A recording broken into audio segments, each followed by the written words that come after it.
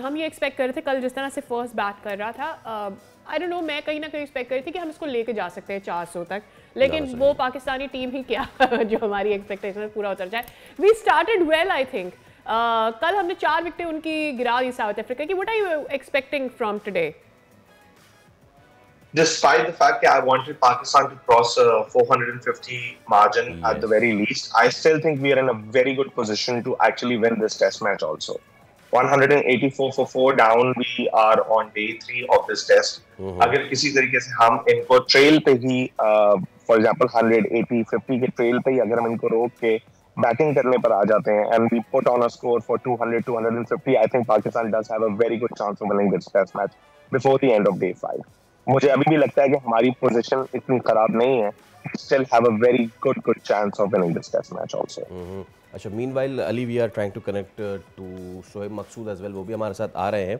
Okay, do we have him? अगर हम okay, Shoaib मकसूद भी हमें ज्वाइन कर चुका है. लिएगा शोएब, अस्सलाम वालेकुम और बहुत शुक्रिया आपके वक्त के लिए. फॉर्मर टेस्ट क्रिकेटर हैं आप. तो शोएब, इससे पहले कि मैं आपसे टेस्ट मैच पे बात करूं, एक चीज़ बड़ा ज़रूरी है बात करना, वो ये कि शाहीन शाह अफरीदी उनको ओडीआई का कैप्टन बना दिया गया है. तो ये जो एक मैरी गो राउंड है जो 2023 से चल रहा है हमारे साथ, कि तू नहीं तो और सही, और नहीं तो और सही, एक गुना और सही, तो शाहीन शाह अफरीदी के कप्तान बनाने को कैसे देखते हैं आप?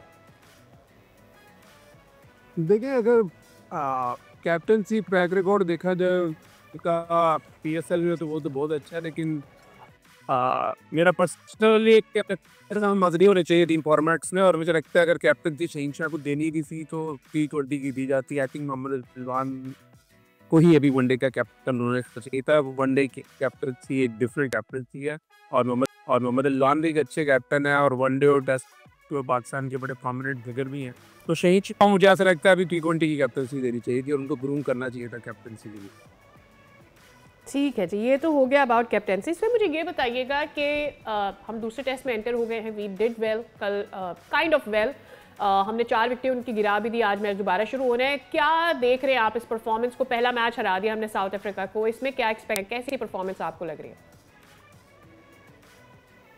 सबसे पहले तो सर मुझे ना इस सीरीज में पिचेस देख के बड़ा मजा आ रहा है. अगर आप पिछली कुछ में तो एक बहुत ही पैथेटिक इस सेंस में थी कि वो क्रिकेटिंग पिचेस नहीं थी. इस दफा आप देख रहे हैं कि प्लेयर डोमिनेट भी कर रहे हैं, और कहीं ना कहीं आपको बैट्समैन भी स्कोर करते नजर आ रहे हैं. और पाकिस्तान लकी रहा है दोनों टेस्ट मैचेस में कि हम टॉस जीते हैं, और मेरा मानना है कि पाकिस्तान को पहली इनिंग्स में थोड़े रन ज़्यादा लगाने चाहिए थे.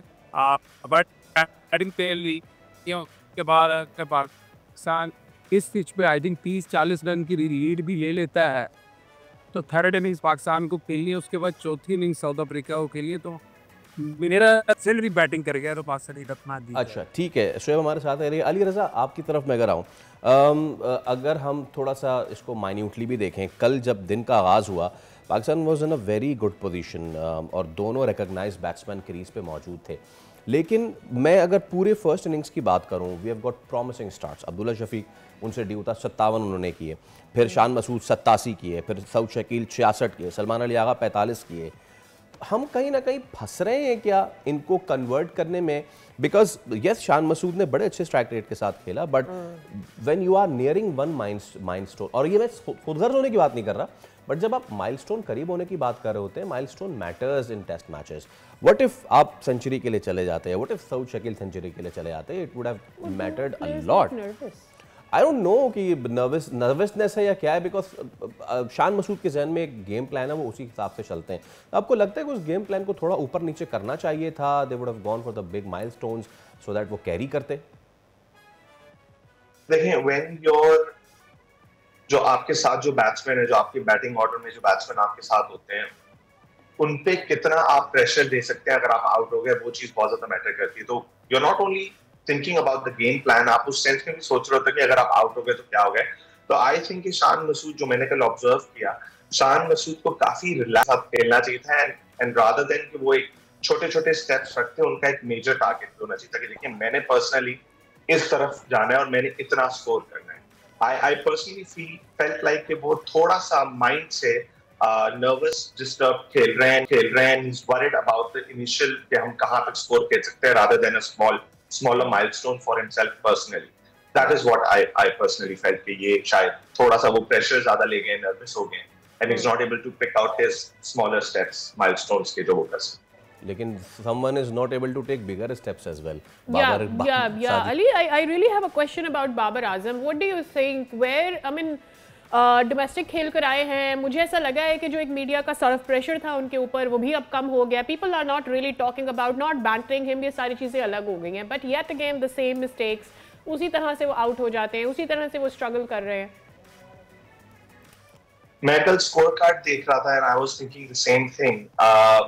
बहुत सारे ऐसे बैट्समैन हमारे लाइनअप्स में हैं इस time. I am not gonna name names, but बहुत सारे बैट्समैन ऐसे हैं जो ना T20 फॉर्मेट में चल रहे हैं. स्कोर लाइन, जो उनका रन रेट है, जो उनकी बॉल्स प्लेड है, जो उनके रन स्कोर्ड हैं, it's pretty similar in this test match to the T20 का एंड टू द ODI का.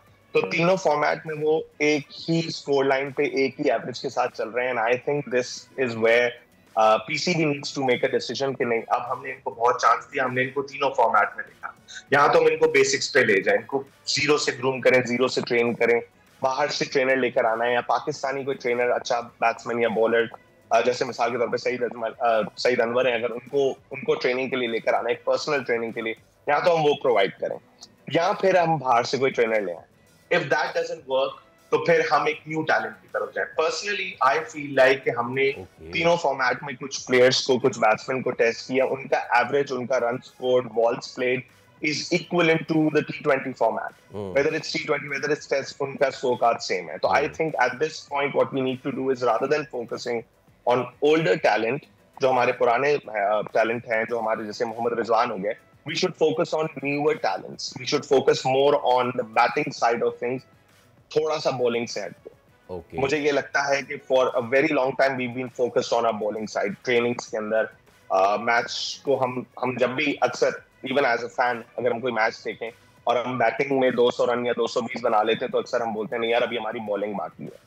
we do understand that there is talent in bowling but at the same time we should realize कि batting पे उस तरीके की training focus शायद नहीं हो रही जिस तरीके की बॉलिंग पे हो रही. तो I think we should focus on training the new batsman जो अब नए लड़के आ रहे हैं, उनको बैटिंग की तरफ फोकस ट्रेन कराएं. क्योंकि मैं कल परसों इंडिया का मैच देख रहा था with Australia, I think, if I'm not mistaken, and Indian women were batting really good. Oh yes. And they were literally batting like जैसे उनके male batsmen batting करते हैं, बिल्कुल वही drives. Yes. तो India played England. Yes, India played England. लेकिन उसपे भी वो बेचारी हार गई. वो हार गई. चलिए, अच्छा मैं जरा शोएब भाई से भी बात कर लूँ. शोएब, हम बाबर से तो आपका सवाल करेंगे ही, लेकिन राइट नाउ जो इस वक्त करंट सिचुएशन चल रही है टेस्ट मैच की, क्या सजेस्ट करते हैं पाकिस्तान किस हिकमत अमली के साथ जाए, कितने पे उनको ज़रा आउट करना चाहिए, बुक करना चाहिए साउथ अफ्रीका को, एंड देन जैसे ये पिच है उस हिसाब से पाकिस्तान कितना target they which should be safe for the fourth innings. तो आज डे एंड पे दो विकेट में तो पाके करते हैं पहली इनिंग में 40-50 जो भी लीड ले सकते हैं. ये पाकिस्तान को एक में काफ़ी काम आएगी, बिकॉज सेकंड जैसे जैसे दिन जाते रहेंगे इस पिच की पिच मुश्किल होती रहेगी. और हमें पता है कि साउथ अफ्रीका के कशर महाराज भी खेल रहे हैं, तो उनकी जो स्पिन बॉलिंग उनकी की भी सेकंड इनिंग जो बैटिंग की थी उसमें पाकिस्तान ने स्ट्रगल किया था. तो वो जब 40-50-60 रन किया बस भी लगा देते थे. तो आई थिंक तो 230 रन चेस करना 250 में बहुत मुश्किल होंगे.